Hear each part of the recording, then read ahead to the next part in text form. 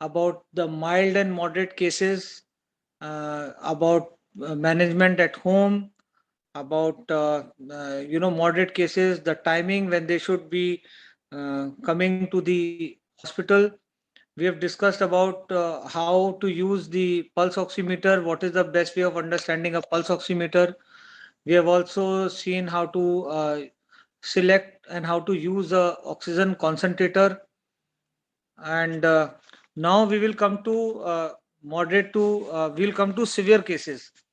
So friends, severe cases में जो है सबसे पहले I will request all of you, if there are any questions we can start putting questions on severe cases, because the management of severe cases, it really varies from person to person and from case to case. But the severe cases that are there are some myths about it. एक उसके बारे में जो है वो बहुत बड़ा myth ये है कि जो सिवियर केसेस हैं वो घर पे मैनेज हो सकते हैं। लोग सोचते हैं कि हमने घर पे आईसीयू सेटअप लगा दिया, तो स्टैंडर्डली ये आईसीयू सेटअप में है क्या? इसके अंदर एक मॉनिटर है, एक इसके अंदर आईवी स्टैंड है, एक इसके अंदर बेड है, एक इसके अंदर जो है वो एयर बेड है, एक इसके अंदर जो है वो नेबुलाइजर है, और एक इसके अंदर जो है वो साथ में इसके अंदर जो है वो एक नर्स कई बार जो है वो मिल जाती है। तो ये जो सेटअप हम घर पे लगा देते हैं, या ये आईसीयू सेटअप जो लोग लगाने की बात कर रहे हैं, is this a replacement for a hospital? तो नहीं है। कुछ लोगों ने घर में बाईपैप भी ले रखा है और कुछ लोगों ने घर में वेंटिलेटर भी ले रखा है। मैं ऐसे भी लोगों को जानता हूँ जिन्होंने वेंटिलेटर घर में ले रखा है, और जब मैंने पूछा कि वेंटिलेटर को चलाएंगे कैसे, तो वो कहते हैं बिजली पे। मैंने कहा ऑक्सीजन कहते एक सिलेंडर है, बट मैंने उनको समझाया कि ऑक्सीजन का सिलेंडर तो आपका 3 घंटे 2 घंटे 3 घंटे लास्ट करेगा। अगर 42 लीटर्स का सिलेंडर है, 40 लीटर्स का मान लीजिए सिलेंडर है, अगर 10 लीटर के हिसाब से जो वेंटिलेटर को चाहिए तो 4 घंटे लास्ट करेगा। 4 घंटे बाद क्या, कितना सर्कुलेट कर लेंगे, कितना उसको रोटेट कर लेंगे। तो आईसीयू सेटअप घर में लगाना जो है वो एक मेरे ख्याल से फैशन स्टेटमेंट है, एक वो एक रिप्लेसमेंट नहीं है हॉस्पिटल के लिए। और अब हम देख रहे हैं पिछले 2 दिनों से जब हॉस्पिटल्स के अंदर जो है वो ऑक्सीजन की अवेलेबिलिटी है, तो हो सकता है इसकी रिक्वायरमेंट कम पड़े। और दूसरा, अगर पेशेंट जो है वो सिलेक्शन सही तरीके से होगा, तो ये डेफिनेटली ये रिक्वायरमेंट जो है वो कम हो जाएगी, अगर पेशेंट जो है वो इन टाइम हॉस्पिटल आएंगे। बहुत सारे लोग जो है अभी हॉस्पिटल आने से अवॉइड करना चाह रहे हैं, क्योंकि वो ये कहते हैं कि शायद हॉस्पिटल में जगह नहीं मिलेगी, शायद भरे हुए होंगे, शायद और इन्फेक्शन हो जाएगा। आप अगर ये सोच के लोग घर पे रहेंगे और हॉस्पिटल नहीं आएंगे, तो लास्ट मिनट में जब हॉस्पिटल आएंगे तो अल्टीमेटली रिजल्ट जो हॉस्पिटल में आ रहा है वो आपको रिजल्ट डेफिनेटली नहीं मिलेगा। अगर आप बहुत लेट हॉस्पिटल में आएंगे तो definitely in that case the mortality rate in the country will go high. तो हम लोग की जिम्मेदारी ये भी है कि रिस्पॉन्सिबल तरीके से लोगों को गाइड करें। डेफिनेटली हम नहीं चाहते कि माइल्ड टू मॉडरेट केसेस जो घर में मैनेज हो सकते हैं वो केसेस जो है वो हॉस्पिटलाइज हों, मगर एट द सेम टाइम जो पेशेंट्स है उनको राइट टाइम पे हॉस्पिटल में आना बहुत जरूरी है। अब हम ये देखते हैं कि हॉस्पिटल में जो है वो मैनेजमेंट क्या हो सकता है। हॉस्पिटल में बेसिकली 2 टाइप की फैसिलिटी हम लेके चलें। एक ऑक्सीजन बेड की फैसिलिटी है और एक जो है वो आईसीयू की फैसिलिटी है। जो ऑक्सीजन बेड की फैसिलिटी है उसके अंदर जो है वो खाली ऑक्सीजन ही नहीं अवेलेबल होता, बट जो डॉक्टर और नर्स पेशेंट को ट्रीट कर रहे हैं, पेशेंट को जाके गाइड कर रहे हैं, और पेशेंट की जो एंजाइटी लेवल कम हो रही है, वो सब एक बहुत इंपॉर्टेंट पार्ट प्ले करते हैं।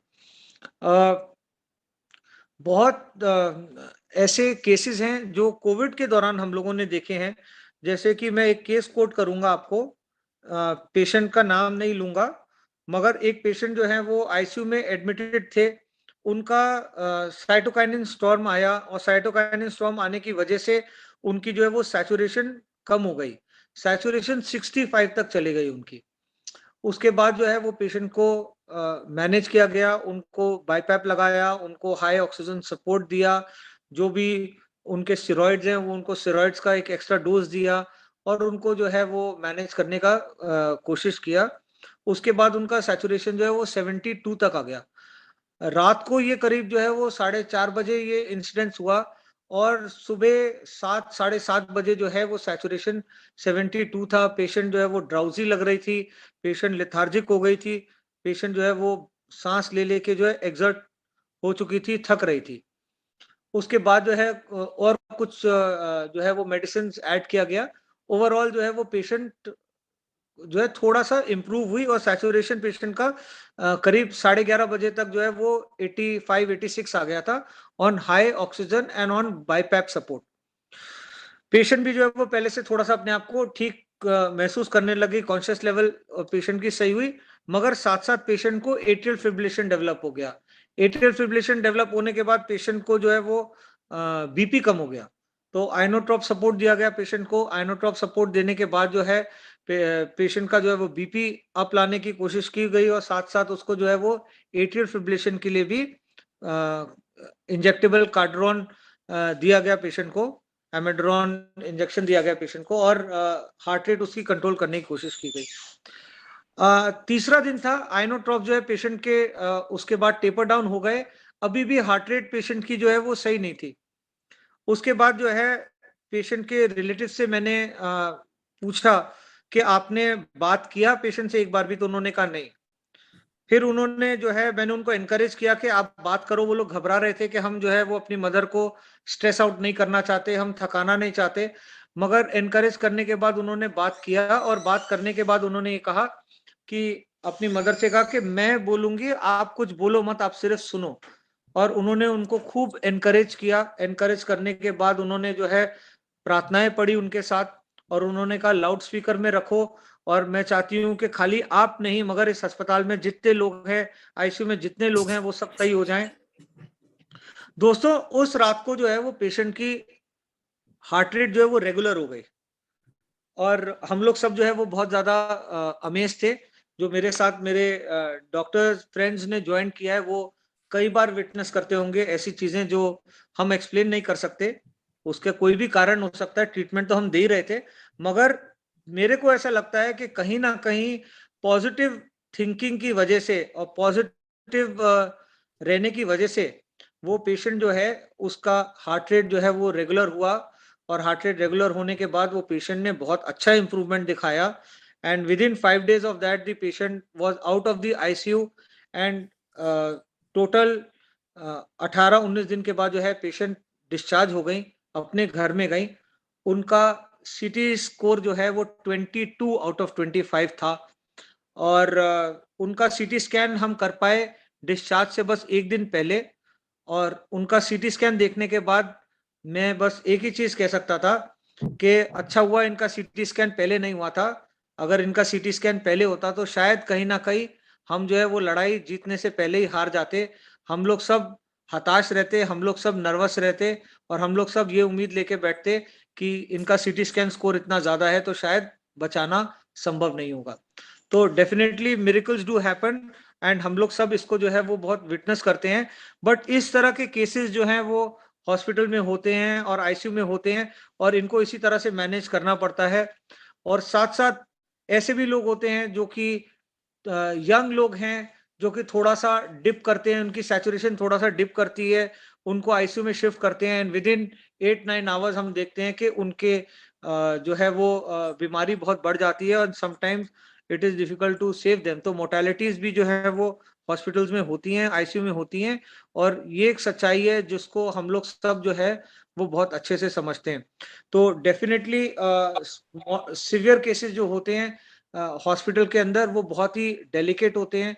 उनके अंदर थ्रोम्बो एम्बोलिज़्म होने के बहुत चांसेस रहते हैं, पल्मोनरी एम्बोलिज़्म होने के बहुत चांसेस रहते हैं। उनके अंदर जो है वो acute respiratory distress syndrome type की डिज़ीज़ होने के बहुत चांसेस रहते हैं, जिसमें हम उनको हाई प्रेशर पे ऑक्सीजन देने के बाद भी उनका सैचुरेशन जो है वो ऊपर नहीं आता है। तो इस तरह के केसेस जो हैं वो आईसीयू में और हॉस्पिटल में होते हैं और किसी भी मायने में मैं ये नहीं मानता हूँ कि होम आईसीयू सेटअप जो है वो इसकी रिप्लेसमेंट है, तो हमें इसके ऊपर जो है वो बहुत ज़्यादा ध्यान देना चाहिए। तो friends, I think we will discuss on questions more. अगर कोई क्वेश्चंस हैं इस बार के तो वी कैन टेक दैट, और अगर नहीं है तो we can take other questions also. Given are the details of the patient. Oxygen level goes to 55 when mask is removed. CT scan is 10 on 25. What can be done? What are your suggestions? Initially, patient is admitted in government hospital and no remdesivir has been recommended by doctor yet. देखिए, हमने remdesivir के बारे में discuss भी किया था, मैं थोड़ा सा दोबारा बता देता हूँ। रेमडेसिविर जो है वो एंटी वायरल ड्रग है। रेमडेसिविर का जो रोल हमने देखा है वो हॉस्पिटलाइज पेशेंट में वो ये है कि अगर पेशेंट जो है वो 7 to 9 डेज से पहले हॉस्पिटल में है, दैट इज द टाइम जब रेमडेसिविर का कुछ रोल हो सकता है। और रेमडेसिविर देने से हमने सिर्फ ये नोट किया है कि इसमें मोर्टेलिटी बेनिफिट नहीं है। रेमडेसिविर जो है वो डिस्चार्ज बेनिफिट देता है। तो जो पेशेंट को रेमडेसिविर देते हैं, अगर 100 लोग हैं उनको रेमडेसिविर नहीं दिया, उसमें से मान लीजिए 20 लोग की मोर्टेलिटी हो जाती है, 80 लोग डिस्चार्ज हो जाते हैं 20 दिन के अंदर। और यहाँ पे 100 लोग हैं जिनको हमने रेमडेसिविर दिया, तो इसके अंदर भी जो है वो 20 लोगों की मोर्टेलिटी हो जाती है, 80 लोग डिस्चार्ज हो जाते हैं, मगर वो 80 लोग एवरेज 16 दिन के अंदर डिस्चार्ज हो रहे हैं। तो 4 डेज बेनिफिट ऑफ एडमिशन है रेमडेसिविर के अंदर। उसके अलावा रेमडेसिविर में मोर्टेलिटी बेनिफिट किसी भी स्टडी में नहीं दिखाया गया है। तो हम ये ना कंसिडर करें कि रेमडेसिविर जो है कोई लाइफ सेविंग दवाई है, या रेमडेसिविर देने से जो है वो पेशेंट की इंप्रूवमेंट हो सकती है। ये आपने जो बताया कि पेशेंट का सीटी स्कोर 10 है और पेशेंट का ऑक्सीजन लेवल जो है विदाउट मास्क 55 आ जाता है, तो ये बहुत ही कॉमनली हम नोट कर रहे हैं हॉस्पिटल पेशेंट्स के अंदर कि उनके अंदर जो है वो ऑक्सीजन सैचुरेशन बहुत कम आ जाता है। बट ऐसे पेशेंट्स के अंदर अगर हम ऑक्सीजन लगाते हैं तो हम ये भी नोट कर रहे हैं कि उनका ऑक्सीजन सैचुरेशन बढ़ आराम से जाता है। तो उनका जो है 4 लीटर 5 लीटर ऑक्सीजन के ऊपर अगर उनका सैचुरेशन अबव 85 है, तो मैं यही सजेस्ट करूंगा कि we should just hold on, हम वेट करें और वेट करने के बाद देखें धीरे धीरे जो है इनका ऑक्सीजन लेवल जो है बढ़ जाएगा। यूजुअली विद ऑक्सीजन अगर पेशेंट का oxygen saturation, can you just please mute everyone. हम ये नोट करते हैं कि अगर जो है वो पेशेंट का ऑक्सीजन विद मास्क अगर 5-6 दिन तक जो है वो अगर 85 के आसपास भी आ जाता है, तो 5-6 दिन के अंदर जो है वो फिर धीरे धीरे बढ़ के जो है वो 88-90 के आसपास आ जाएगा। फिर 4-5 दिन के अंदर जो है वो 92-93 के आसपास आ जाएगा विद ऑक्सीजन, और उसके बाद जो है वो और 3-4 दिन के अंदर वो 97-98 में आ जाएगा। तो हम ये देख रहे हैं कि पेशेंट को फीवर नहीं है, पेशेंट को जो है वो ब्रेथलेसनेस नहीं है, पेशेंट ब्रीदिंग नॉर्मली कर रहा है। ऑक्सीजन लगा के सैचुरेशन जो है उसका 85-86 है। ऑक्सीजन निकालने के बाद भी पेशेंट को कोई ब्रीदिंग डिफिकल्टी नहीं है, उसको टेकिपनिया नहीं हो रहा, मगर उसका सैचुरेशन ड्रॉप हो रहा है खाली। ऐसे पेशेंट जो है हम ये नोट कर रहे हैं कि 10-15 दिन में वो लोग रिकवर कर जाते हैं। तो ऐसे पेशेंट्स के लिए हमें बस वेट करना चाहिए कि वो रिकवर कर जाते हैं। At any point of time अगर हम ये देखते हैं कि ऑक्सीजन लेवल जो है वो 55 का है विदाउट ऑक्सीजन, और ऑक्सीजन का मास्क लगाने के बाद जो है या हाई फ्लो मास्क लगाने के बाद उसका ऑक्सीजन 88 पे है, मगर साथ साथ पेशेंट को टेकिपनिया है, ब्रीदिंग डिफिकल्टी है, या पेशेंट को साथ साथ हाई ग्रेड फीवर आ रहा है, या सडनली उसका डिटोरेशन हुआ है जिसमें उसका ऑक्सीजन लेवल ड्रॉप हुआ है, साथ में उसको टेकिपनिया या हाई ग्रेड फीवर डेवलप हुआ है, तो हम ये कह सकते हैं कि ऐसे पेशेंट के अंदर पॉसिबली है कि उसको साइटोकाइनिन स्टॉर्म आया होगा और उसकी वजह से ये दिक्कत है। इसके लिए बहुत सारी ऐसी दवाइयां हैं, मेडिसिन हैं, ऑक्सीजन है, बहुत सारे ऐसे सर्किट्स हैं जो हम बाईपैप से देते हैं या नॉन इन्वेजिव वेंटिलेटर से देते हैं, जिसमें हम देखते हैं कुछ बेनिफिट होता है। जैसे कि पायरोक्सिकेन एक मेडिसिन है जो कि अभी रिसेंटली अप्रूव हुई है, जिसमें हम ये देखते हैं कि अगर हमने कोई पेशेंट को सबलिंगुअल पायरोक्सिकेन दिया है तो उससे उसका फीवर भी डाउन होता है और सैचुरेशन पेशेंट का जो है वो 89, 90 से जो है वो बढ़ के 95, 96 तक आ जाता है। तो इस तरह की मेडिसिन भी हैं और जो कि हम देखते हैं कि कई जगह पे जो है वो बेनिफिट दे देती हैं और ये डेफिनेटली सीवियर पेशेंट में, सीवियर केसेस के अंदर हॉस्पिटल के अंदर दी जा रही हैं और ट्राई किया जा रहा है। Role and dose suggestion of steroids at 1 to 7 days, and please tell which will be choice of steroid. What is the role of steroid in the first to 7th day, and what is the choice of steroid? हाँ, steroid is a very interesting question, Dr. Ajay Agarwal. I thank you for asking this question. Sir, there are two schools of thought. एक school of thought ये कहती है कि जो patients हमारे थे, और ये सारी थ्योरीज बनी हैं आउट ऑफ एक्सपीरियंस, इनके ऊपर कुछ रिसर्चेस नहीं है। एक स्कूल ऑफ थॉट ये है कि जो पेशेंट हमारे ऑलरेडी जो कि रूमेटॉइड आर्थराइटिस के ट्रीटमेंट में है या एसएलई के ट्रीटमेंट में, लूपस के ट्रीटमेंट में है, उनको colchicine, anti inflammatories, steroids, non steroidal anti inflammatory, सारी दवाइयां पहले से दी जा रही हैं और कई महीनों से वो लोग खा रहे हैं। Can we mute mister Umesh Thakur? तो ये जो है वो दवाइयां बहुत टाइम से खा रहे हैं और ऐसे लोगों में बहुत सारे डॉक्टर्स ने नोटिस किया है कि उनके अंदर अगर कोविड होता भी है तो वो बहुत ही माइल्ड डिजीज में होता है, ठीक है ना, बहुत ही माइल्ड डिजीज के अंदर होता है। तो अगर वो बहुत ही माइल्ड डिजीज के अंदर वो डिजीज हो रही है तो ये सोचा जा रहा है कि शायद स्टेरॉइड जल्दी लेने से जो है वो डिजीज माइल्ड होगी। एक तो ये थॉट प्रोसेस हो गया। The second thought process is कि हमारी बॉडी के अंदर जब 1 to 7 डेज है वो वायरल रेप्लिकेशन फेज है। वायरल रेप्लिकेशन फेज का मतलब ये होता है कि हमारे बॉडी के अंदर वायरस रेप्लिकेट कर रहा है।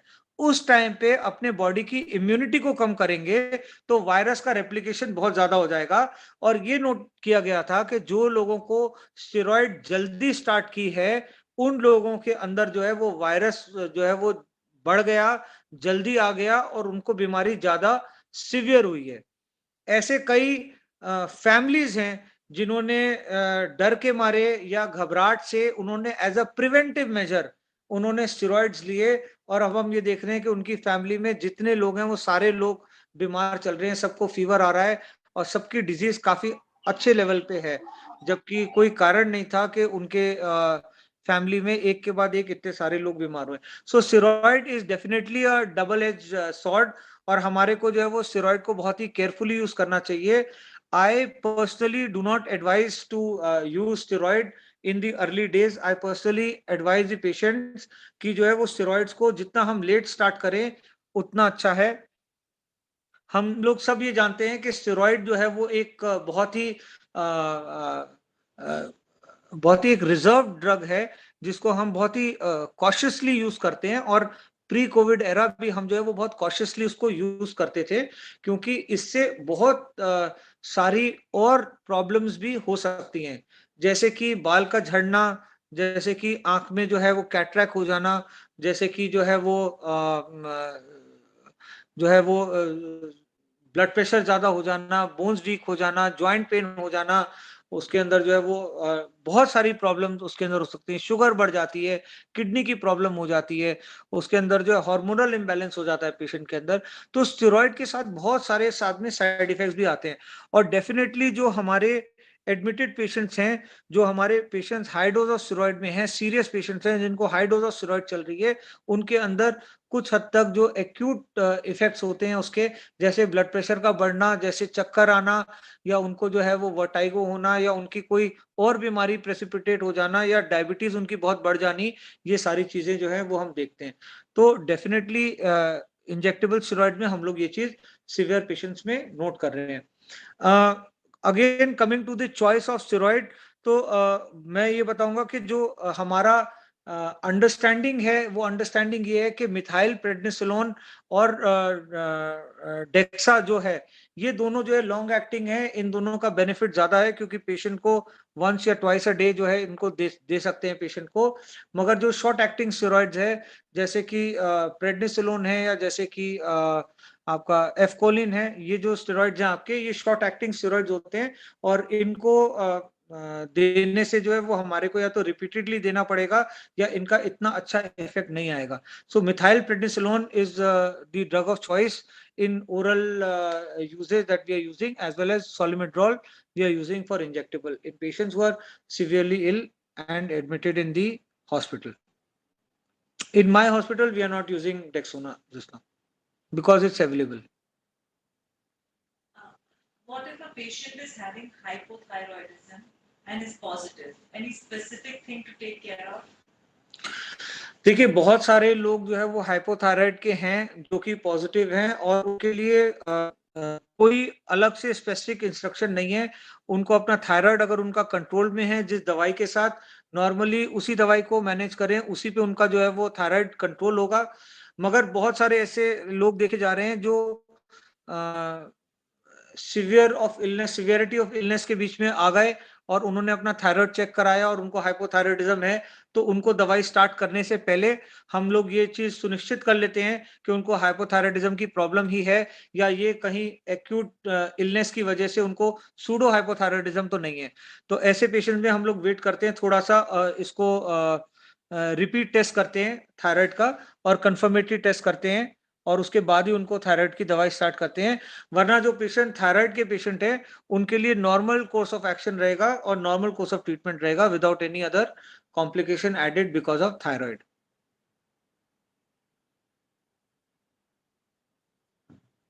Is vaccination in pregnancy and lactating mothers? देखिए, प्रेगनेंसी एंड लैक्टेटिंग मदर के लिए जो वैक्सीनेशन की बात है, इसमें पिछले 2 महीने से 3 महीने से बहुत सारे डेवलपमेंट्स हुए हैं और बहुत सारे इसके अंदर थ्योरीज आई हैं और बहुत सारी चीजें जो है वो जानकारी इसके बारे में आ रही है। तो हर जानकारी में उन्होंने ये बताया है कि लैक्टेटिंग मदर जो है, जो ब्रेस्ट फीडिंग कर रही है लेडी, उसको वैक्सीनेशन अभी नहीं लगाना चाहिए। और इसका एक कारण ये भी है कि वो घर के अंदर है, घर के एनवायरनमेंट में है, आइसोलेशन में है, सेफ है, वो है, उसका बेबी है, तो वो लोग प्रोटेक्टेड एक एनवायरनमेंट में रहेंगे तो बहुत ज्यादा रिस्क नहीं होना चाहिए उनको कि उनको कोविड की बीमारी आ जाए।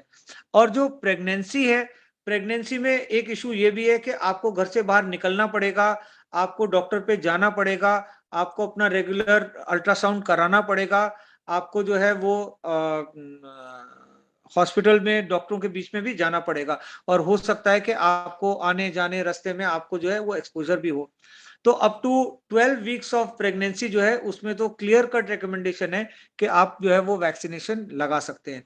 12 वीक्स के बाद भी मोस्ट ऑफ द स्टडीज अब इंडिकेट कर रही हैं कि प्रेगनेंसी में आप लगा सकते हैं, मगर इंडिया के अंदर अभी भी ये जो है कोई रिकमेंडेशन आई नहीं है ये लगाने के लिए। बट मेरे को लगता है कि बहुत जल्दी रिकमेंडेशन जो है वो आ जाएगी। इवन इन लेट ट्रिमेस्टर्स जो है वो आप वैक्सीनेशन लगा सकते हैं। इसमें एक बहुत ही अच्छी स्टडी जो है वो पिछले हफ्ते कंक्लूड हुई थी, जिसमें उन्होंने ये बताया था कि जो लोगों ने वैक्सीनेशन लगाई है, जो मदर्स ने वैक्सीनेशन लगाई है जब वो प्रेग्नेंट थी उसके दौरान, तो ये देखा गया कि जो उनके बच्चे पैदा हुए हैं उन बच्चों के अंदर ऑलरेडी एंटीबॉडीज हैं। तो ये एक बहुत ही एनकरेजिंग स्टडी है जो कि प्रॉब्ली हमारे को एनकरेज करती है कि जो प्रेग्नेंट वुमेन है उनको वैक्सीनेशन लगानी चाहिए। But we have to still wait for the recommendation of the government of India. How long will you remain immune after getting COVID? देखिए, कोविड होने के बाद आपकी जो इम्यूनिटी है वो बहुत टाइम तक रह सकती है और कम टाइम तक भी रह सकती है, तो इसका कोई हार्ड एंड फास्ट रूल नहीं है। मगर अधिकतर ये माना जा रहा है कि जो मोस्ट ऑफ द टेस्ट और मोस्ट ऑफ द स्टडीज कराई हैं उसके अंदर अप टू 90 डेज यानी कि अप टू 3 मंथ्स आप जो है वो इम्यून है। और अगर सेम वायरस आपके ऊपर आएगा बिना म्यूटेशन के, आपके ऊपर सेम वायरस का इफेक्ट होगा, तो आपके बॉडी में इतनी एंटीबॉडीज होंगी कि आपको जो है वो आपको इन्फेक्शन ना हो और आप दोबारा बीमार ना पड़े। इसीलिए 3 महीने तक जो है आपका वैलिडिटी है कि आपको कोविड होने के बाद आप जो है प्लाज्मा भी डोनेट कर सकते हैं। दोस्तों, इसी के साथ मैं रिक्वेस्ट भी करना चाहूंगा सब लोगों से कि जो लोग आपके पेशेंट्स हैं, जो लोग आपके जानकार में हैं, जो कोविड से रिकवर हैं, उन सबको हमें एनकरेज करना चाहिए कि आपने प्लाज्मा डोनेट करें। आप प्लाज्मा डोनेट करें प्लीज। कोई व्हाट्सएप मैसेज पे ना करें, कोई आप जो है वो फेसबुक रिक्वेस्ट के ऊपर ना करें, आप प्लाज्मा डोनेट करें, आपके करीबी अस्पताल के अंदर जाके अपना नाम लिखवाएं, उनको कॉल करके बोलें कि जब भी जरूरत पड़ेगी प्लाज्मा डोनर की, I am ready to donate. इसमें बहुत सारी रीजंस है। एक रीजन ये है कि एक बहुत बड़ा ब्लैक मार्केटिंग ये चल रहा है कि 50,000 रुपए लेंगे, आपको प्लाज्मा अरेंज करके दे देंगे। हम जो है वो 40,000 लेंगे, आपको जो है वो प्लाज्मा किसी से डोनेट करवा देंगे। हम जो है वो 70,000 रुपए लेंगे, आपके लिए आईसीयू बेड अरेंज करा देंगे। हम 20,000 रुपए लेंगे, आपके लिए ऑक्सीजन बेड हॉस्पिटल में अरेंज करा देंगे। तो वो लोग जो है वो सबको कॉल कर करके सुबह से लेकर रात तक ये पूछते हैं, जी ऑक्सीजन बेड है, ऑक्सीजन बेड है, ऑक्सीजन बेड है, ऑक्सीजन बेड है। और जिसको वो बेड दिलवाते हैं उसको जो है वो फिर उनसे पैसे लेके उनको जो है वो बेड दिलवा देते हैं। तो हमारे को कहीं ना कहीं बहुत ही केयरफुल रहना चाहिए कि ब्लैक मार्केटिंग को भी जो हमें कट करना चाहिए। आज की डेट में हमारे देश में सबसे बड़ी प्रॉब्लम जो है, जो कोविड के अंदर हमें आ रही है, वो ये ब्लैक मार्केटिंग की आ रही है। आप जानते हैं कि ऑक्सीजन सिलेंडर जो कि 3,000 रुपए का प्री कोविड एरा का था, आज लोग 33,000 के अंदर, 40,000 के अंदर, 80-80 हजार के अंदर उसको बेच रहे हैं, चुरा चुरा के बेच रहे हैं। रेमडेसिविर का इंजेक्शन जो कि 800-900 रुपए का होना चाहिए, कई बार जो है वो मैंने सुना कि 40-40 हजार का लोगों ने जो है वो ब्लैक मार्केट के अंदर बेचा है। तो इससे क्या हो रहा है, इससे जो हमारे पेशेंट्स हैं, जो गरीब पेशेंट है, जिनको जेन्युइनली दवाई मिलनी चाहिए उनको नहीं मिल रही, और ये ब्लैक मार्केटर्स इनको लेके होल्ड करके जो है और हायर प्राइस में जो है वो लोगों को बेच रहे हैं, लोगों की मजबूरी का फायदा उठा रहे हैं। और हमें किसी भी तरह से जो है वो इन लोगों के से दूरी बना के रखनी चाहिए और इनको एनकरेज नहीं करना चाहिए जो ये लोग कर रहे हैं।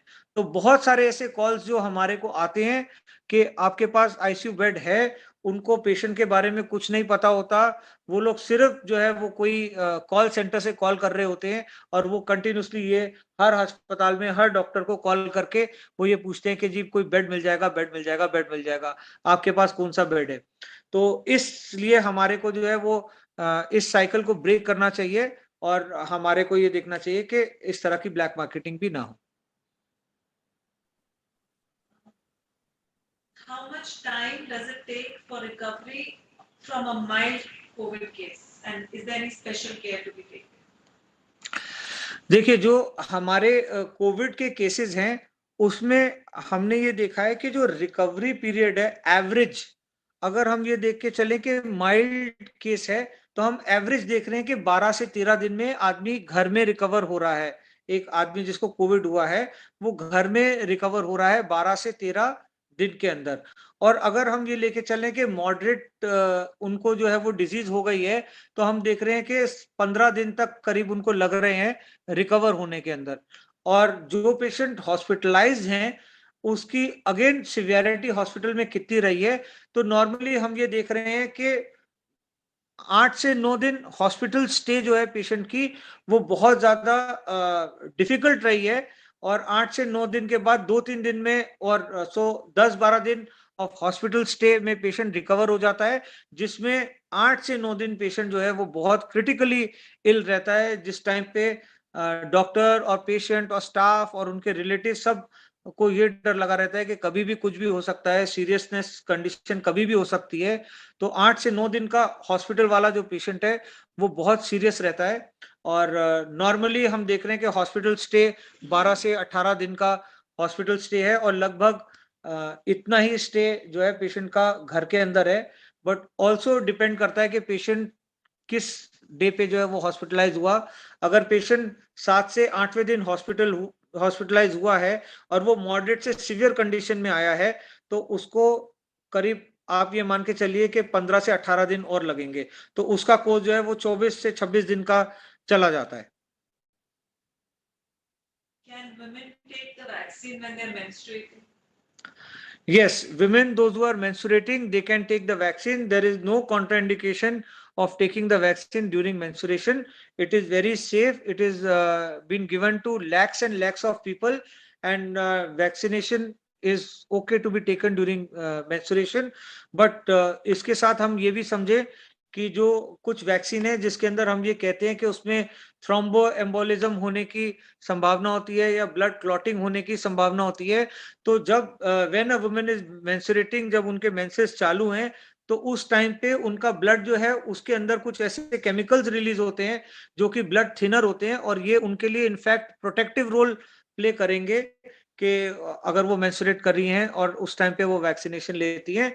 और यही एक कारण है कि जो मेंस्ट्रुएटिंग वुमेन है उनके अंदर हार्ट अटैक होने की संभावना कम होती है, क्योंकि उनका हर महीने जो है वो ब्लड थोड़ा थिन होता है और थोड़ा उनको जो है उस वजह से प्रोटेक्शन होता है। तो it is absolutely okay to take vaccination during menstruation. Is there any specific precautions for pregnant ladies who have just recovered from COVID? जो प्रेग्नेंट लेडीज हैं और कोविड से रिकवर कर रही हैं, तो उसमें ये देखना चाहिए कि उनका ड्यू डेट कब है, उनकी डिलीवरी डेट कब है। अगर उनकी डिलीवरी डेट से पहले वो कोविड नेगेटिव हो जाती हैं, तो एक एस्पेक्ट होता है, और अगर उनकी डिलीवरी डेट पे भी वो कोविड पॉजिटिव हैं या कोविड के दौरान ही उनकी डिलीवरी करनी पड़ती है, तो उनको हमारे को ये भी चेक करना पड़ेगा कि बच्चे को जो है वो कोविड हुआ है कि नहीं हुआ है थ्रू द मदर, क्योंकि वो भी एक पॉसिबिलिटी होती है। और अगर नहीं हुआ है तो भी, और अगर हुआ है तो भी, मदर जब भी जो है वो बच्चे को नर्स करेगी, जब भी जो है वो उसको दूध पिलाएगी, तो उनको जो है, या जब भी बच्चे को हैंडल करेगी, तो उनको ये इंश्योर करना चाहिए कि उससे पहले अपने हैंड वॉश करें, सैनिटाइज करें, और उसके बाद जो है वो मास्क पहने। और जब भी बच्चे की तरफ देख के सांस ले रहे होते हैं, जैसे बच्चे की तरफ नजर होती है, तो उस टाइम पे मास्किंग होनी चाहिए। और हमें हर तरह से जो है वो बच्चे को हम मास्क नहीं पहना सकते, इसलिए हमें हर तरफ से जो है वो बच्चे को प्रोटेक्ट करने की कोशिश करनी चाहिए। और अगर जो है वो पेशेंट ऑलरेडी कोविड से रिकवर कर चुका है, कोविड उसका आरटीपीसीआर नेगेटिव आ चुका है, और उसके बाद वो लेडी प्रेग्नेंट है, तो डेफिनेटली उसको अपने डॉक्टर को ये चीजें बतानी चाहिए कि उसकी जो है वो कोविड पॉजिटिव हुआ था और उसके बाद वो कोविड नेगेटिव हो गई है। तो उसके लिए नेसेसरी प्रिकॉशन जो हैं हॉस्पिटल पहले से ले सकता है, क्योंकि डेफिनेटली अगर कोविड नहीं होगा तो हमारी रिस्क जो है वो कम होगी, और कोविड होने के बाद जो है वो रिस्क थोड़ा सा सिजेरियन में या डिलीवरी में ज्यादा हो जाता है। और ब्लीडिंग और क्लॉटिंग के बारे में भी जो है वो ज्यादा देखना चाहिए, क्योंकि प्रेगनेंसी के दौरान में हमारे बॉडी में ब्लीडिंग और क्लॉटिंग दोनों फैक्टर जो है बहुत हाईली एक्टिवेट होते हैं। और क्योंकि जो है वो ब्लड पतला भी होना चाहिए, साथ में ब्लड को जो है वो जल्दी से क्लॉट भी होना चाहिए, नहीं तो ब्लड लॉस ज्यादा हो जाएगा। तो इसके लिए जो है अपने डॉक्टर को आप इन्फॉर्म करके रखें, and they will be fully equipped to manage everything and every complication जो कि उसमें हो सकती है। और साथ साथ जो है वो डिलीवरी के बाद तुरंत जो है वो अपना जो है एक एक्सरे करवा सकते हैं, ये देखने के लिए कि उनके लंग्स की स्थिति क्या है, और क्या उनको जो है वो इनहेल्ड कुछ मेडिसिन, इनहेल्ड स्टेरॉइड ऐसी कोई चीजें उनको लॉन्ग टर्म के लिए लेनी चाहिए, जिससे कि लंग का जो है वो फाइब्रोसिस प्रिवेंट किया जा सके। If a patient is recovering from COVID or has fever, can they take vaccination? अगर कोई पेशेंट जो है वो कोविड से रिकवर कर रहा है और उसको फीवर है, तो उसको वैक्सीनेशन नहीं लेना चाहिए। अगर आप जो है वो कोविड से रिकवर कर रहे हैं और आपको अभी भी फीवर है, तो आपको वेट करना चाहिए, सबसे पहले आपका फीवर खत्म हो जाए, आप जो है वो गुड हेल्थ में हो, आप जो है अपनी गुड फिटनेस के अंदर हो, उसके बाद आपके पास कोविड नेगेटिव की रिपोर्ट हो, और कोविड नेगेटिव की रिपोर्ट के कम से कम 2 हफ्ते बाद, after 14 days of Covid negative report, आप जो है वो वैक्सीनेशन के लिए जा सकते हैं। और आप जो है वो 3 महीने तक भी कभी भी वैक्सीनेशन लगा सकते हैं। तो कोविड रिकवर्ड पेशेंट के लिए 2 गाइडलाइंस हैं। एक गाइडलाइन ये है कि आप या तो अपने शेड्यूल डोज को लीजिए अगर if it is more than 2 weeks, या आप 2 वीक्स बाद आफ्टर कोविड नेगेटिव रिपोर्ट लीजिए। दूसरा स्कूल ऑफ थॉट ये है कि after 90 days of recovering from Covid, आपको कोविड हुआ उसके 90 दिन के बाद आप जो है वो वैक्सीनेशन लीजिए। तो ये 2 स्कूल ऑफ थॉट्स हैं, दोनों स्कूल ऑफ थॉट सही हैं, दोनों के अपने अपने कारण हैं। मेरा मानना ये है कि जो सेकंड स्कूल ऑफ थॉट है, जो कि 90 दिन के बाद कोविड वैक्सीन लेने के लिए कह रहा है, ये सिर्फ हमारे इंडिया के अंदर जो है वो कुछ कुछ जगहों पे जो है ये कहा गया है, कुछ गाइडलाइंस के अंदर ये कहा गया है, और मुझे ऐसा लगता है कि ये हो सकता है कि मोटिवेटेड हो शॉर्टेज ऑफ वैक्सीन को लेके।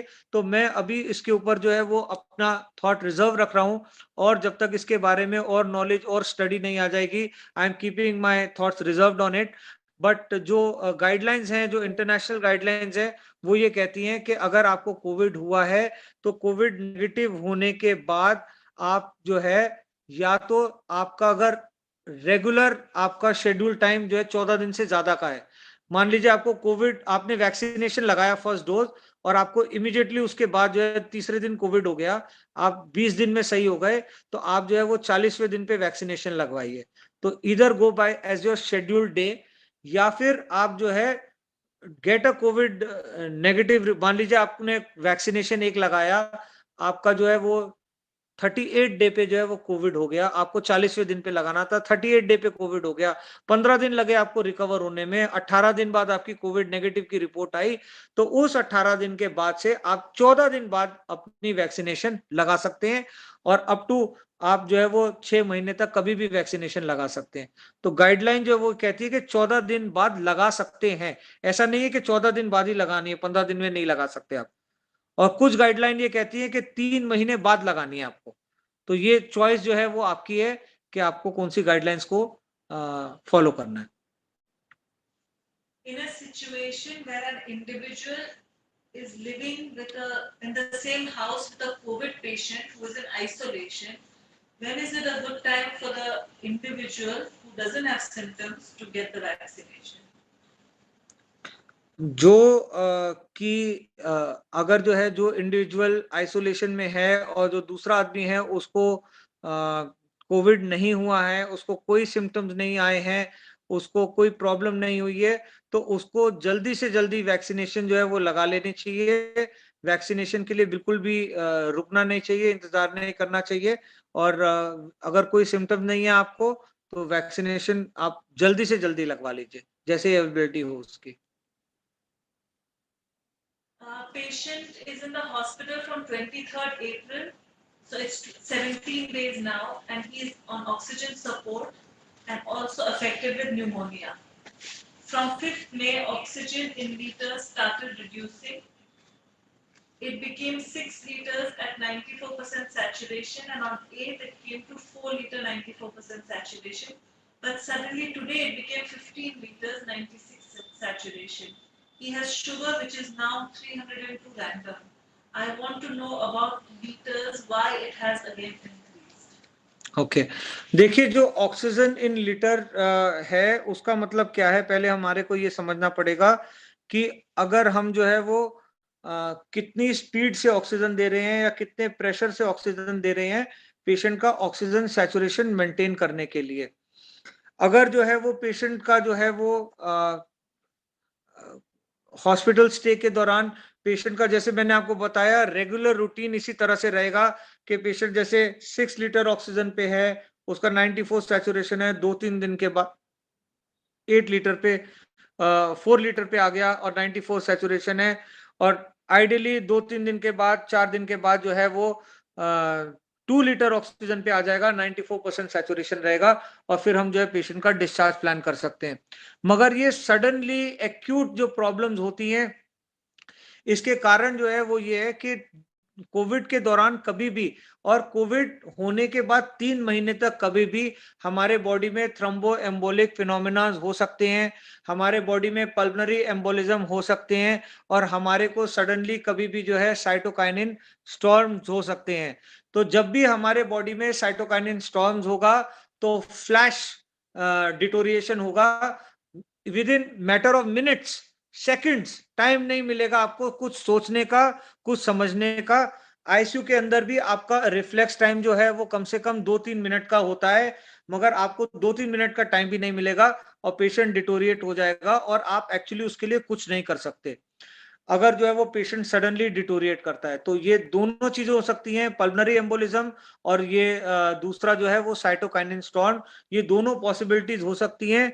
इसको डिफरेंशिएट करने के लिए आपके डॉक्टर जो है वो D dimer test, interleukin test और आपका प्रोकैल्सिटोनिन लेवल जो है वो टेस्ट करा सकते हैं, और इससे ये पता चल सकता है कि क्या ये पार्ट ऑफ सेप्सिस है, after recovering because of steroid the patient is going into septic shock, या ये पार्ट ऑफ जो है वो पल्मोनरी एम्बोलिज्म है, इसमें डी डायमर्स पेशेंट के बहुत बढ़ जाएंगे, या ये पार्ट ऑफ हार्ट फेलियर है, पेशेंट ओवरलोड में जा रहा है। तो ये सारी चीजें जो है वो आपके डॉक्टर डेफिनेटली डिफरेंशिएट कर रहे होंगे।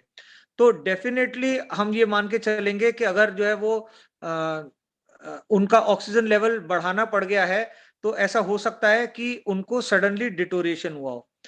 दूसरी चीज इसके अंदर ये हो सकती है कि कुछ स्टडीज में ये कहा गया है कि पेशेंट की कंडीशन सेम है, पेशेंट की कंडीशन अच्छी है, पेशेंट का सैचुरेशन भी अच्छा मेंटेन है, मगर आप जो है वो टुवर्ड द एंड अगर आप पेशेंट का ऑक्सीजन लेवल बढ़ा देते हैं, पेशेंट का आप उसको ज्यादा ऑक्सीजन देते हैं, तो ऐसा हो सकता है कि पेशेंट की रिकवरी फास्ट हो, पेशेंट के बॉडी के अंदर का जो है रिपेयर प्रोसेस फास्ट हो, पेशेंट जो है वो पहले से जो है वो जल्दी रिपेयर कर सके।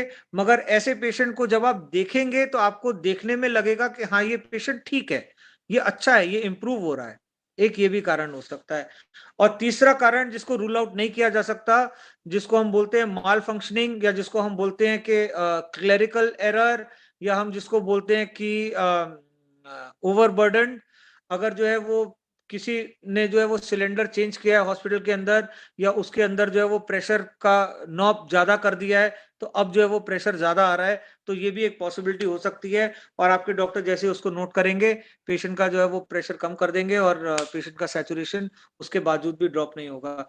तो कई बार जो है वो हॉस्पिटल्स के अंदर हमारे को पेशेंट को ट्रायल्स देने होते हैं, हाई ऑक्सीजन का ट्रायल देना है, विदाउट ऑक्सीजन का ट्रायल देना है, कॉन्सेंट्रेटर का ट्रायल देना है, क्योंकि हम पेशेंट की डिस्चार्ज की बात कर रहे हैं, हम पेशेंट के डिस्चार्ज के प्रोसेस की बात कर रहे हैं। तो ऐसा कई बार हॉस्पिटल में होता है कि हमारे को डिफरेंट टाइप ऑफ ऑक्सीजन का जो है वो ट्रायल देना पड़ता है। मगर मोस्ट इंपॉर्टेंट चीज ये है कि अगर पेशेंट आपका देखने में ठीक लग रहा है, आपको देखने में लग रहा है नॉर्मल पेशेंट बैठा हुआ है, कंफर्टेबल पेशेंट बैठा हुआ है, उसकी सांस नहीं चल रही, वो थका सा नहीं है, वो ऐसे सोता हुआ सा नहीं है, वो एक्टिव है, अलर्ट है, उसको समझ में आ रहा है कि उसके आसपास क्या हो रहा है, वो हॉस्पिटल में भर्ती है, आपको देख रहा है, पहचान रहा है, तो ऐसी स्थिति में जरूर ये होगा कि आपके डॉक्टर जो है उसको ऑक्सीजन का ट्रायल दे रहे हैं, या ये जो है वो ऑक्सीजन जो है वो बस ज्यादा हो गई है क्योंकि टेम्परेली जो है वो ऑक्सीजन का प्रेशर ज्यादा हो रहा है। जब भी हम नया सिलेंडर खोलते हैं तो कई बार कुछ टाइम के लिए जो है वो ऑक्सीजन का प्रेशर ज्यादा आता है उसके अंदर, पाइपलाइन के अंदर, और वो ज्यादा ऑक्सीजन जाना जो है पेशेंट के लिए बुरा नहीं है, वो ठीक है। अगर जो है पेशेंट देखने में जो है वो बिल्कुल थका हुआ लग रहा है, सांस तेज चल रही है, उसको ऐसा लग रहा है कि पेशेंट की तबीयत ठीक नहीं है और पहले ठीक थी तबीयत, तो इसका मतलब ये है कि पेशेंट को कोई ना कोई एक्यूट प्रॉब्लम हुई है, जिसके अंदर उसके लंग्स, जिसके अंदर उसका हार्ट, जिसके अंदर उसके जो है वो ब्लड वेसल्स की इन्वॉल्वमेंट हो सकती है। और उसके लिए आपके डॉक्टर जो है वो कई टेस्ट करके डिफ्रेंशिएट कर सकते हैं कि इनमें से कौन सी चीज हुई है, और उनको स्पेसिफिकली ट्रीट कर सकते हैं। जो आपने बात बताई शुगर की, ऑब्वियसली शुगर जो है उनकी बढ़ी हुई है। आपको ये पता होना चाहिए कि शुगर जो है वो एक ऐसी चीज है जिसको हम लोग बहुत सालों से इलाज करते हुए आ रहे हैं, और बहुत सालों से आप सबने शुगर के बारे में सुना हुआ है। और हम हमेशा लोगों को ये कहते हैं कि शुगर बढ़ी हुई नहीं होनी चाहिए, बढ़ी हुई शुगर बहुत खतरनाक होती है, और आप अपने शुगर का जो है वो तुरंत इलाज कराइए। इसकी वजह से बहुत सारे लोगों के मन के अंदर ये डर है कि शुगर उनका 302 है। मगर दोस्तों मैं आप सबको ये बताना चाहता हूं कि आज के सिनेरियो के अंदर हमारे सामने जो राक्षस है, हमारे सामने जो असली लड़ाई है वो कोविड से है, हमारी असली लड़ाई शुगर से नहीं है। और हमारा जो पेशेंट का शुगर इंक्रीज हुआ है, वो हमारे को कोई कंफ्यूजन नहीं है कि पेशेंट का शुगर क्यों इंक्रीज हुआ है। पेशेंट का शुगर इसलिए इंक्रीज हुआ है क्योंकि हम पेशेंट को स्टेरॉइड दे रहे हैं, पेशेंट की सिडेंट्री हॉस्पिटलाइजेशन है, सिडेंट्री लाइफस्टाइल है, उसकी जो कि मूवमेंट है, मोबिलिटी है, वो कम है, और इसकी वजह से पेशेंट की शुगर बढ़ी हुई है। और हम ये जानते हैं कि इस शुगर को कंट्रोल करना बहुत आसान है हमारे लिए। हम थोड़ी सी दवाई ज्यादा देंगे, थोड़ी सी टैबलेट ज्यादा देंगे, तो पेशेंट की शुगर कंट्रोल हो जाएगी। कई बार घर के अंदर हम ये कहते हैं कि आप रेंज आपकी अगर 200 से 300 की रेंज भी चल रही है तो ठीक है, कोई बात नहीं, और 3-4 दिन हम स्टेरॉइड्स को कम कर लेंगे, उसके बाद शुगर की दवाई देखेंगे, एडजस्ट करेंगे। या अगर पेशेंट हॉस्पिटल के अंदर भी है तो हमारे को हाई शुगर जो है वो परेशान नहीं कर रही अभी, क्योंकि हमें पता है कि हम उसको बहुत आराम से कंट्रोल कर सकते हैं। हमारे को शुगर को कंट्रोल करने का एक्सपीरियंस है, हमारी शुगर क्यों बढ़ रही है उसकी हमें नॉलेज है और हमारे पास वो सारे इक्विपमेंट्स हैं, उनकी ना कोई शॉर्टेज है ना कोई प्रॉब्लम है, तो हम शुगर को बहुत आसानी से कंट्रोल कर सकते हैं। तो शुगर जो है वो हमारी कंसर्न नहीं होनी चाहिए अनलेस एंड अनटिल पेशेंट की शुगर जो है वो कॉन्स्टेंटली हाई आ रही है, पेशेंट को जो है कीटो एसिडोसिस डेवलप हो रहा है या पेशेंट के जो है ब्लड यूरिन के अंदर कीटोन्स डेवलप हो रहे हैं और उनकी कॉन्स्टेंटली शुगर हाई है, अननोन हाई है, हमें पता नहीं था कब से हाई है और उनका पहले टेस्ट नहीं हुआ। इन सारी चीजों में हमारे को शुगर पे ध्यान देना है, वरना शुगर जो है अभी हमारी प्राइमरी चिंता का कारण नहीं है और वो बहुत आराम से हर पेशेंट का जो है वो कंट्रोल हो जाता है। शुगर से किसी भी कोविड के पेशेंट को जो है कोई भी एक्यूट प्रॉब्लम या कोई भी ऐसे नहीं हुई, हर डॉक्टर उसको बहुत आराम से जो है वो मैनेज कर लेगा। What if someone misses the second dose of vaccine? What do they do? अगर आपका जो है वो वैक्सीन का सेकंड डोज जो एज पर शेड्यूल डोज है वो मिस हो गया है, तो आप जो है वो जब भी आपको नेक्स्ट चांस मिले आप अपना सेकंड डोज वैक्सीन का जो है वो लगा लीजिए। अगर आपको कोविड नहीं हुआ है और अगर आपको बीच में कोविड हुआ है तो जैसे मैंने बताया कि आप जो है वो 14 days after the negative report आप लगा सकते हैं। Does COVID affect adults more than it affects children? बहुत ही इंटरेस्टिंग आपका क्वेश्चन है कि क्या अडल्ट्स को ज्यादा इफेक्ट करता है बच्चों से। तो दोस्तों कोविड के लिए जो हमने फर्स्ट सेशन में देखा था कि कोविड जो है हमारे बॉडी के अंदर जो है वो कैसे लगता है, हमारे बॉडी में अटैच कहाँ पे करता है, तो हमारे बॉडी में वो अटैच करता है एस सेल्स के अंदर, एस रिसेप्टर्स के अंदर। Dipankar Yadav, just mute Dipankar please, thank you. तो हमारे बॉडी के अंदर जो है वो एस सेल्स होते हैं, एस रिसेप्टर्स होते हैं जिनके अंदर कोविड का वायरस जो है वो जाके अटैच कर लेता है और इन सेल्स को जो है वो अफेक्ट कर देता है। जैसे जैसे हम बढ़ते जाते हैं हमारे बॉडी के अंदर जो है वो कोई काफी ऐसी चीजें होती हैं जो हमारे बॉडी में चेंजेस आते हैं एज पर एज। तो उसके अंदर जो है वो एक चेंज ये भी आता है कि हमारे बॉडी के अंदर लंग्स के डेवलपमेंट के साथ साथ एज सेल्स की मल्टीप्लिकेशन ज्यादा हो जाती है और एज सेल्स ज्यादा यूज होते हैं और इसकी वजह से हमारे को एक बहुत ही कॉमन बीमारी है जो कि हाइपरटेंशन, ब्लड प्रेशर। हमारे को एज के साथ ब्लड प्रेशर हो जाता है और आपने सुना होगा कि लोग कहते हैं कि बढ़ती उम्र के साथ ब्लड प्रेशर भी नॉर्मली बढ़ता जाता है। तो ये इसलिए होता है क्योंकि हमारे बॉडी के अंदर जो है वो एज सेल जो है वो इंक्रीज होने लगते हैं और कोविड का जो वायरस है वो इन एज सेल से जाके अटैच करता है। तो डेफिनेटली अगर थ्योरेटिकली हम देखेंगे तो हम ये देखेंगे कि अडल्ट्स को जो है वो काफी ज्यादा जो है वो चांसेस हैं कि उनके एज सेल्स जो हैं वो उनके लंग्स के अंदर काफी डेवलप्ड हो और ऐसे लोगों के अंदर जो है वो कोविड होने की संभावना ज्यादा है बच्चों से। और ये हमने फिजिकली हम लोगों ने देखा भी है कि हम देख रहे हैं कि नंबर ऑफ चिल्ड्रन अफेक्टेड कम है और नंबर ऑफ अडल्ट अफेक्टेड ज्यादा है। अनलाइक पिछले साल का जो कोविड था उसके अंदर हमने ये देखा था कि अडल्ट्स जो है, सीनियर सिटीजन जो हैं, उनके अंदर जो है वो बहुत ज्यादा कोविड हो रहा था और जो यंग लोग हैं उनको कोविड नहीं हो रहा था और वो ठीक ठाक थे, वो अपने घर के अंदर अपने पेरेंट्स की, अपने ग्रैंड पेरेंट्स की, अपने इन लॉज की जो है वो केयर कर पा रहे थे। इस बार हम ये देख रहे हैं कि जो यंगर जनरेशन के लोग हैं at the age group of 20 to 40 वो ज्यादा अफेक्टेड है। उनका इम्यून रिस्पांस बहुत ज्यादा रोबोस होता है, उनका इम्यून रिस्पांस बहुत ज्यादा अग्रेसिव होता है, उनकी इम्यूनिटी जो है ओल्ड एज से ज्यादा होती है और उसके अंदर ये देखा जा रहा है कि उन लोगों के अंदर जो है वो कोविड बहुत अग्रेसिव तौर से जो है वो आ रहा है और बहुत अग्रेसिव तौर से जो है वो बढ़ता जा रहा है। दोस्तों, तो ये जो यंग लोग होते हैं इसका भी कारण जो है वो ये समझा जा रहा है कि एक कारण ये है कि इंडिया के अंदर जो जो वैक्सीनेशन ड्राइव चल रहा है वो इतना लार्ज स्केल के अंदर वैक्सीनेशन ड्राइव चल रहा है और above 65 and health care workers, frontline workers को जो वैक्सीनेशन लगाए हैं उसकी वजह से कुछ हद तक इनके अंदर जो है वो कोविड का प्रकोप या कोविड की वजह से खतरा जो है कम देखा गया है। जो लोग वैक्सीनेशन है उनके अंदर जो है वो प्रोटेक्शन कोविड की ज्यादा देखी गई है। और दूसरी चीज ये है कि लॉकडाउन अभी पूरी तरह से खुला नहीं था, अभी लोग जो है, जो लोग ऑलमोस्ट रिटायर्ड या रिटायर्ड थे वो लोग वर्क फ्रॉम होम कर रहे थे या ओल्ड एज के अंदर वर्क फ्रॉम होम करने की जगह वो घर में बैठ के अपने ग्रैंड चिल्ड्रंस के साथ खेल रहे थे, अपना जॉब उन्होंने छोड़ दिया था और अभी तक ज्वाइन ही नहीं किया था कि दोबारा से जो है वो कोविड की सेकंड वेव आ गई।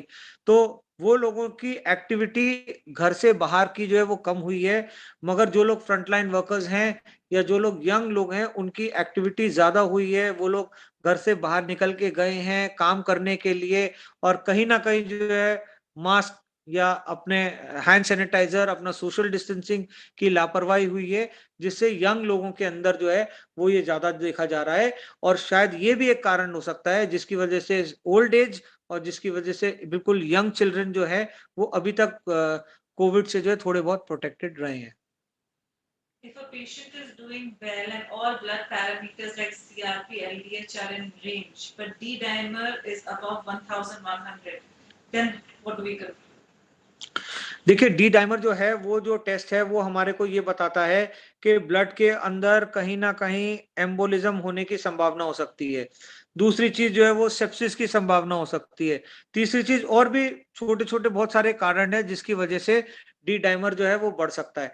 बट अल्टीमेटली हमारे को ये समझना चाहिए कि pulmonary embolism is the complication that we are looking for, या इज द रिस्क या clotting factors is the risk that we are looking for in patients with COVID. और अगर डी डाइमर बढ़ा हुआ है पेशेंट का जिसको कोविड है, उसके बाकी पैरामीटर्स भी ठीक रेंज में आ रहे हैं, तो हम सबसे पहले ये सोचते हैं कि कहीं ये out of the box report है। और ऐसा हो सकता है कि ये out of the box report जो है वो कहीं गलत तो नहीं है। एक ये भी चीज दिमाग में आती है जिसके बारे में हम लोग जो है वो विचार कर सकते हैं। दूसरी चीज हमें ये सोचना चाहिए कि डी डाइमर वैल्यू अगर इतनी बड़ी हुई है तो it is an indication for thromboembolic phenomena. ऐसे पेशेंट को जो है वो लो मॉलिक्यूलर हेपेरिन पे, ऐसे पेशेंट को जो है वो एलिक्विस पे या कोई ओरल ड्रग के ऊपर, साथ में एस्पिरिन, क्लोपिडोग्राल, मल्टीपल उसको एंटीप्लेटलेट्स के अंदर जो है वो हमें रखना पड़ता है, जिससे कि पल्मोनरी एम्बोलिज्म अगर पेशेंट को हो रहा है तो वो पेशेंट का पल्मोनरी एम्बोलिज्म जो है वो कवर हो जाए। और गोल्ड स्टैंडर्ड पल्मोनरी एम्बोलिज्म का फाइंड आउट करने के लिए तो वो D2 स्कैन है, लंग स्कैन है, जिसको हमें करना चाहिए, मगर आज की डेट में थोड़ा सा वो पॉसिबल नहीं है। और दूसरा तरीका है ये है कि हम एंजियोग्राफी से लंग पल्मोनरी आर्टरी का प्रेशर देख के कह सकते हैं कि उसके अंदर जो है वो थ्रोम्बोएम्बोलिज्म फिनोमेना है कि नहीं है। और वो एक तरीका ये भी हो सकता है कि उसको क्लॉट को डिसॉल्व करने का, क्योंकि डायरेक्टली जो है वो पल्मोनरी आर्टरी के अंदर जो है थ्रोम्बोएम्बोलिक सॉल्यूशन दे दिया जाता है, दवाइयां दे दी जाती हैं, जिससे वो क्लॉट जो है वो डिसॉल्व हो जाता है सामने सामने। Is one dose of vaccine enough? And what is the maximum time period between two doses? देखिए 1 डोज ऑफ वैक्सीन जो है, जो फर्स्ट डोज होती है वो सेंसिटाइजर डोज है। वैक्सीन दो प्रकार की है, एक कोवैक्सीन है और एक कोविशील्ड है। अ, अगर हम इसको साधारण भाषा में समझना चाहें तो कोवैक्सीन जो है वो अगर एक चोर है तो उस चोर की फोटो है। और अगर हम ये समझना चाहें कि कोविशील्ड क्या है, कोविशील्ड जो है उस चोर के हाथ का औजार है। मान लीजिए वो चोर जो है वो बंदूक की नोक पे चोरी करता है, तो कोविशील्ड में जो है वो सिर्फ बंदूक दिखाई जा रही है और कोवैक्सीन के अंदर चोर की पूरी फोटो दिखाई जा रही है। तो माना यह जाता है कि अगर जो है वो चोर भेष बदल के आएगा तो आप जो है, क्योंकि उसने आपने चोर की पूरी शक्ल देखी हुई है, आप फिर भी उसको शायद पहचान पाओगे। तो अगर जो है वायरस म्यूटेट करेगा, आपने कोवैक्सीन लगा रखी है, तो भी संभवता यह है कि आपकी बॉडी उसको पहचान पाएगी कि कोवैक्सीन लगाने के बाद आपकी बॉडी पहचान पाएगी कि म्यूटेटेड वायरस है, फिर भी ये वाली इम्यूनिटी हमारे को जो है वो चलानी है जो कोवैक्सीन से हमारे को मिली है। तो ये हो गया कोवैक्सीन के बारे में। और मैंने आपको बताया कोविशील्ड जो है, कोविशील्ड क्या है, कोविशील्ड खाली जो है वो औजार है जिससे वो चोरी करता है, वो बंदूक की नोक पे चोरी करता है। तो कोविशील्ड के अंदर जो है सिर्फ वायरस के ऊपर का जो है, जो एस प्रोटीन है, वो प्रोटीन का एक पार्ट होता है और उसको दूसरे वायरस के ऊपर लपेट के हमारे अंदर दे दिया जाता है। तो अगर हमारे को वो बंदूक पता होगी, तो अगर कोई भी आएगा वो बंदूक लेके आएगा, चाहे कोई भी भेष बदल के आएगा वो बंदूक लेके आएगा, हम बंदूक को पहचान लेंगे और जिसके पास बंदूक होगी उसके लिए हमारी बॉडी की वो इम्यूनिटी स्टार्ट हो जाएगी। तो ये फर्क है कोविशील्ड के अंदर और कोवैक्सीन के अंदर। सबसे पहले ये चीज हमारे को समझनी चाहिए। अगर हमने जो है वो एक वैक्सीन लगाई है, तो जो स्टैंडर्ड गाइडलाइन, जो इंटरनेशनल गाइडलाइंस कहती हैं, वो 8 to 12 वीक्स कहती हैं। इंडियन गाइडलाइंस ऑफ वैक्सीनेशन हमेशा इंटरनेशनल गाइडलाइंस ऑफ वैक्सीनेशन से थोड़ा शॉर्ट टर्म में लेके चलते हैं, थोड़ा उसका शेड्यूल कम लेके चलते हैं। शेड्यूल कम इसलिए लेके चलते हैं क्योंकि हमारी पॉपुलेशन बहुत ज्यादा है।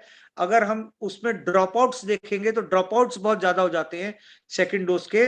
और हम अगर ये देखेंगे कि लॉस टू कंट्रोल बहुत सारे हो जाते हैं, जो जिनका हम सर्वे नहीं कर पाते, कि आए एक डोज लगाए, दूसरा डोज लगाने आए नहीं, कहाँ चले गए, कौन था, कहाँ था, उसके बारे में पता नहीं चलता कहाँ से आया था। तो इसलिए जो है वो इंडिया हमेशा जो है वो एक कंजर्वेटिव टाइम पीरियड लेके चलता है। चाहे वो बच्चों की वैक्सीनेशन का शेड्यूल हो, चाहे वो प्रेग्नेंट लेडीज की वैक्सीनेशन का शेड्यूल हो, तो इंटरनेशनल स्टैंडर्ड से एक आधा हफ्ता हम जल्दी लेके चलते हैं। क्योंकि अगर हम अपने सारे बच्चों को वैक्सीनेट करने लगेंगे, ये कहेंगे कि भाई तुम्हारे को 9वें महीने में वैक्सीनेट होना है, तो वो बच्चा कोई 9, कोई 10, कोई 11 महीने पे वैक्सीनेट होगा। बट इंटरनेशनल स्टैंडर्ड्स कई जगह पे उस बच्चे की वैक्सीनेशन को 11 महीने में ही रेकमेंड करते हैं। तो इसलिए इंडियन वैक्सीनेशन टाइम जो है वो कम होता है। तो इंडियन टाइम 6 to 8 वीक्स कहता है, और जो इंटरनेशनल टाइम है वो 8 to 12 वीक्स कहता है। तो इस टाइम के बीच में आप कभी भी लगाएं, आपके लिए सेफ है। मैं ये कहूंगा कि आप जो है वो 8 वीक्स पे लगाएं, तो that is the most safe. अगर आपने एक डोज लगा ली है तो प्लीज अपनी सेकंड डोज मिस ना करें, क्योंकि first dose is only a sensitiser dose. Second dose जो है वो that will provide you immunity for a longer period of time. हमारे बॉडी के अंदर दो टाइप की इम्यूनिटी होती है। एक इम्यूनिटी होती है जो शॉर्ट एक्टिंग इम्यूनिटी होती है, इमीडिएट इम्यूनिटी होती है। एक इम्यूनिटी होती है जो हमारी मेमोरी सेल्स में जाती है, जो हमारी मेमोरी इम्यूनिटी होती है। तो फर्स्ट डोज से हमारी इनेट इम्यूनिटी, हमारी इनिशिएट इम्यूनिटी इनिशिएट हो जाती है, और सेकंड डोज लगाने के बाद वो मेमोरी सेल्स में चली जाती है। तो अगर फ्यूचर में कभी भी दोबारा कोविड का वायरस आएगा, कुछ आएगा, तो आपके बॉडी में कुछ इम्यूनिटी होगी जो कि आपकी बॉडी में एंटीबॉडी जनरेट कर सकती है, और आप जो है वो इम्प्रूव कर सकते हैं। How do 2 masks help? देखिए, जो हमारे गवर्नमेंट ने 2 मास्क की थ्योरी निकाली है, वो 2 मास्क की थ्योरी क्यों निकाली है? क्योंकि नंबर 1, लोग जो है वो बहुत सारे ऐसे लोग हैं जो कि सिर्फ मुंह पे चुन्नी लगा लेते हैं, दुपट्टा लगा लेते हैं, या रुमाल लगा लेते हैं। That is not sufficient. अगर जो है जेल की सलाखें हैं, आप जेल की सलाखों पे आप ये सोचोगे कि इससे मच्छर नहीं अंदर आएगा, तो जेल की सलाखों से मच्छर को कोई फर्क नहीं पड़ रहा। इसी तरह से जो कोरोना का वायरस है वो इतना छोटा होता है कि अगर आपने दुपट्टा लगा रखा है, मुंह पे लपेट रखा है, तो उससे कोरोना वायरस को कोई फर्क नहीं पड़ रहा है। It's as good as being open air. आपकी हवा भी पूरी बाहर जा रही है, आप दूसरे को भी इन्फेक्ट कर रहे हैं, और आपको पूरी हवा आ भी रही है, आप अपने आप को भी इन्फेक्ट कर रहे हैं।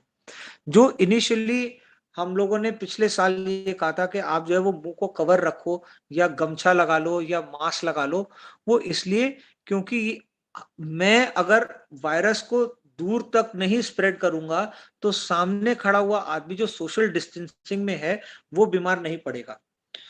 मगर खाली आपने जो है वो लगा के अगर आप जो है किसी के पास जाके बात कर रहे हो, तो ऐसा नहीं है कि आप जो है वो दूसरे को बीमार नहीं कर सकते, आप बीमार कर सकते हो। अब जो कॉन्सेप्ट है 2 मास्क लगाने का, वो इसलिए है कि मैं खुद बीमार ना पड़ूं। तो जो सर्जिकल मास्क हम लगाते हैं, सर्जिकल मास्क जो है वो बहुत ज्यादा जो कि फिल्टर्ड एयर हमारे आ रही है, उसमें बहुत सारे वायरसेस को जो है, बहुत सारे बैक्टीरिया को, बहुत सारे वायरसेस को रोकने में सक्षम है। ठीक है ना, जो उसके थ्रू आ रहा है। मगर जो हम सर्जिकल मास्क लगाते हैं, वो यहां से यहां से यहां से सब खुला रहता है। और जब वो सर्जिकल मास्क खुला रहता है, तो अगर एयरबॉर्न इन्फेक्शन है और सर्जिकल मास्क खुला है, तो जब हम सांस लेंगे तो हवा यहां से आएगी, और अगर वायरस है एयर के अंदर तो हम बीमार हो सकते हैं। तो अब का जो कॉन्सेप्ट है 2 मास्क लगाने का, कि नीचे आप सर्जिकल मास्क लगाइए, ऊपर आप कपड़े का मास्क लगाइए। कपड़े का मास्क की फिटिंग ज्यादा अच्छी होगी, और आपका मुंह ज्यादा अच्छे से कवर्ड रहेगा, तो अमाउंट ऑफ एयर जो साइड से आएगी वो कम हो जाएगी, और लगभग वो आपको N95 मास्क के जितना प्रोटेक्शन दे देगा। तो अगर आपने भी जो है वो सर्जिकल मास्क और उसके ऊपर कपड़े का मास्क लगा रखा है और सामने वाले ने भी सर्जिकल मास्क के ऊपर कपड़े का मास्क लगा रखा है, तो लगभग आप दोनों जो है वो बहुत अच्छे लेवल तक प्रोटेक्टेड रहेंगे और आपको जो है वो कोविड होने के चांसेस कम हो जाएंगे। तो जो पहले साल का कॉन्सेप्ट था सिंगल मास्क का, या पहले साल का कॉन्सेप्ट था मुंह कवर करने का, वो इसलिए था कि मेरे से दूसरा बीमार ना पड़े। इस साल का जो कॉन्सेप्ट है डबल मास्क लगाने का, जिसमें नीचे सर्जिकल मास्क और ऊपर कपड़े का मास्क लगाते हैं, वो इसलिए है कि मैं बीमार ना पड़ूं। तो ये कॉन्सेप्ट है डबल मास्क लगाने का। Having bulgum it's time from 15 days and oxygen level is 94 to 97, taking steam and cough syrup. Can anything else? 15 days। चलिए, this will be the last question we will take. इसके बाद एक और है। Okay, सो अगर जो है वो आपको बलगम है 15 डेज से, आप स्टीम और कॉफ सिरप ले रहे हैं, तो प्लीज आप ये देखिए कि आप कौन सी कॉफ सिरप ले रहे हैं, क्योंकि बहुत सारी ऐसी कॉफ सिरप होती हैं जो हमारे बॉडी में बलगम को पतला करती हैं और बलगम का प्रोडक्शन इंक्रीज करती है। अगर ऐसी कोई कफ सिरप है जो हमारे बॉडी में बलगम का प्रोडक्शन इंक्रीज कर रही है, तो उस दौरान जो है आपको बलगम ज्यादा आ सकता है। आप स्टीम इनहेलेशन ले रहे हैं, ये बहुत अच्छी चीज है, आप स्टीम इनहेलेशन लीजिए, मगर स्टीम इनहेलेशन भी हमारे बॉडी के अंदर बलगम का प्रोडक्शन इंक्रीज करेगा। आप कॉफ सिरप ले रहे हैं, वो भी बलगम का प्रोडक्शन इंक्रीज करेगा। तो अगर आपको इन चीजों से प्रॉब्लम है, बलगम के प्रोडक्शन ज्यादा हो रहा है, तो आप जो है वो स्टीम और कफ सिरप दोनों जो है वो बंद कर दीजिए और आप जो है एक नॉर्मल रूटीन हैबिट में आ जाइए। तो उससे जो है शायद आपका बलगम का प्रोडक्शन कम हो जाएगा, अगर साथ में कोई सुपर एडेड इन्फेक्शन या और कोई बीमारी नहीं है तो उसके बावजूद भी अगर आपका बलगम का प्रोडक्शन ज्यादा है, तो हमारे को देखना चाहिए कि कहीं सीओपीडी तो नहीं है, एक्यूट ब्रोंकाइटिस तो नहीं है, क्रॉनिक ब्रोंकाइटिस तो नहीं है, जिनके अंदर बलगम का प्रोडक्शन ज्यादा होता है। ये बलगम का ज्यादा प्रोडक्शन होना इज नॉट नेसेसरली जो है वो कोविड का सिम्टम हो। ये उन लोगों को होता है जिनके लंग्स जो है वो थोड़े से वीक होते हैं, कमजोर होते हैं, या कोई ऐसी दवाइयां आप ले रहे हैं जिससे बलगम ज्यादा बन रही है। Can homeopathic medicine affect COVID patients? देखिए, मेरी पढ़ाई होम्योपैथी में नहीं है और मैं होम्योपैथिक डॉक्टर नहीं हूँ, मगर इसका मतलब ये नहीं है कि होम्योपैथिक साइंस अच्छी नहीं है। अगर मेरी उसमें पढ़ाई नहीं है, तो मैं सिर्फ उसके बारे में जानकारी नहीं रखता हूँ, मगर डेफिनेटली जो होम्योपैथिक के डॉक्टर्स हैं, उन्होंने बहुत सारे लोगों को जो है वो ट्रीट किया है, बहुत सारे लोगों को ट्रीट करने का दावा किया है, बहुत सारे उन्होंने जो है वो अपने हिसाब से केस स्टडीज बताए हैं और इम्प्रूवमेंट दिखाया है। मगर क्योंकि मेरी रिसर्च और मेरी पढ़ाई उसमें नहीं है, तो I may not be the best person to answer that. मगर कुछ हमारे मित्र हैं, कुछ मेरे दोस्त हैं जो होम्योपैथिक डॉक्टर हैं, और उन्होंने जो है वो होम्योपैथिक की दवाइयों से पेशेंट का इलाज कर रहे हैं और कुछ बहुत ही अच्छे रिजल्ट्स उन्होंने दिखाए हैं, बताए हैं। तो मैं डेफिनेटली मानता हूँ कि ये एक बहुत ही अच्छी साइंस है, ये एक बहुत ही अच्छी ज्ञान है, अच्छा नॉलेज है, हमारे देश की धरोहर है, और जो इसमें माहिर हैं वो इसका जरूर सजेशन दे सकते हैं और इसके बारे में बता सकते हैं। So thank you very much friends, आप सब लोग मेरे साथ जो है वो रुके। आई जस्ट होप कि जो ये चीजें हैं इससे हमारे को कुछ फायदा मिलेगा, हम लोग समाज में लोगों के मन के अंदर का डर कम कर पाएंगे। आज की डेट में मैं देखता हूँ कि डर की वजह से लोग जो है वो ज्यादा गलतियां करते हैं, गलत डिसीजंस लेते हैं, कंफ्यूज होते हैं, third opinion, second opinion, fourth opinion doctors की लेना चाहते हैं, क्योंकि उनको लगता है कि ये डॉक्टर ने बता दिया कि आइवरमेक्टिन और एजिथ्रोमाइसिन ये तो मैं पहले से ही खा रहा था, उसने कुछ नया नहीं बताया, शायद वो कुछ चीजें रोक रहा है। तो इन सब भ्रमों से हम बाहर निकलें और अपने समाज में लोगों में जो है वो ज्यादा से ज्यादा हम पॉजिटिविटी फैलाएं, ज्यादा से ज्यादा नॉलेज दें। अगर हमारे को नॉलेज अच्छी होगी, तो हमारे को जो है वो डर भी कम लगेगा और हम रिकवर भी अच्छे होंगे। और जैसे मैंने आपको बताया कि जो सीवियर केसेस होते हैं, उनके अंदर एकमात्र जो पॉजिटिव एटीट्यूड है, वो पॉजिटिव एटीट्यूड जो है वो बहुत ज्यादा उनको बेनिफिट देता है, और पॉजिटिव एटीट्यूड की वजह से जो है वो पेशेंट बहुत ज्यादा रिकवर करते हैं। तो दोस्तों, आज का हम लोग लास्ट सेशन करेंगे 6 o'clock। 6 o'clock हम आज का लास्ट सेशन करेंगे और उसके बाद जो है हम लोग डिस्कस करेंगे उसमें कि जो लोग हॉस्पिटल से डिस्चार्ज हो गए हैं, जो लोग घर चले गए हैं, उनको कैसे मैनेज करना है, उनको क्या चीजों का ध्यान रखना चाहिए, उनके और वैक्सीनेशन के बारे में अगर कोई क्वेश्चन होगा, उनके ट्रांसपोर्टेशन के बारे में अगर कोई क्वेश्चन होगा, तो उस सारी चीजों को जो है हम हैंडल करेंगे। तो I will see you again in the next session at 6 o'clock.